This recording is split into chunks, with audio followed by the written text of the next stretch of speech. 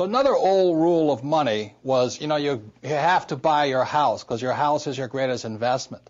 And that's where I got into a lot of hot water in 1997 when I wrote Rich Dad, Poor Dad. I said to people, your house is not an asset, your house is a liability, because most people think their houses are assets, and that's not true. So the old rule of money was to buy a house, and the new rule of money is you have to know the difference between an asset versus a liability. And these are very simple accounting terms, and again, I don't spell it very well. So if I could explain very quickly why most people's houses are not assets. I'm not saying don't buy a house and don't have a dream house. I'm just saying know the difference in assets and liabilities.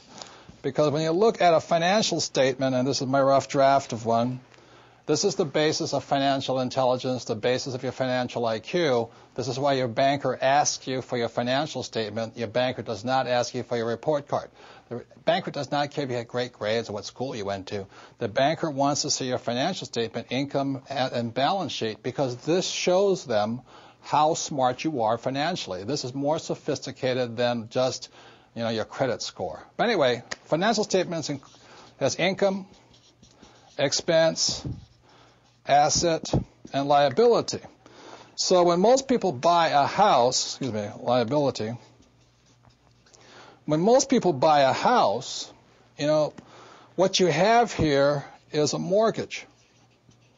And it looks like you have a house here, which is an asset. But that's not really accurate. What determines if something's an asset or liability is the most important word in financial intelligence, and the word is cash flow. And we ask any accountant how important this is. So as a young boy, my rich dad very simply said, assets put money in your pocket. Cash flows into your pocket. And a liability takes money from your pocket. So if you're truthful about it, you say, well, does my house take money from my pocket? And I would say for most people, every month their house takes money from their pocket. And then the savers say, but my house is paid off. I don't have a mortgage on it. But you still have expense, insurance, and upkeep. So the house is taking money from your pocket.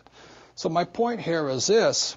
If I have a house and money is flowing out of my pocket, that house is a liability. So my personal residence, my home, is a liability. Now, I love my house. I want you all to have your dream houses and all this.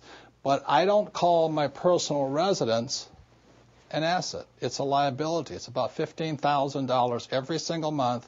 Whether I make money or not, the bank still wants to get paid, taxes still want to get paid, and all this. Now, if I have an apartment house or a single-family house, and every month my tenant pays me money, then that same house is an asset. So now, let's say the tenant walks out and stops paying me. That's when the house turns into a liability because I have no money coming in. So it's very simple. Rather than just say my house is an asset, you have to know today in the new rules of money what's an asset and what's a liability. Very simple rules are assets put money in your pocket and liabilities take money from your pocket. So when I ask most people, if you stop working today, how much money keeps going out? Where that money is still going out, it's a liability. And if you stop working today and money keeps coming in, that's an asset. Money is coming into your pocket. Assets put money in your pocket and liabilities take money from your pocket. The reason my wife and I could retire when we did at a relatively young age, we had more assets than liabilities. The reason people are in trouble today, they have more liabilities than assets. So if you're going to be rich today, don't just say my house is a good investment. You have to ask yourself, is my house an asset or a liability? My wife and I have two houses, one regular residential house, one vacation house, but we have several, I think we have about 1,000 to 1,500 apartment units that every month put money in our pocket. We also have stocks that put money in our pocket. We also have oil investments that put money in our pockets. So I work very hard at acquiring assets and minimizing liabilities.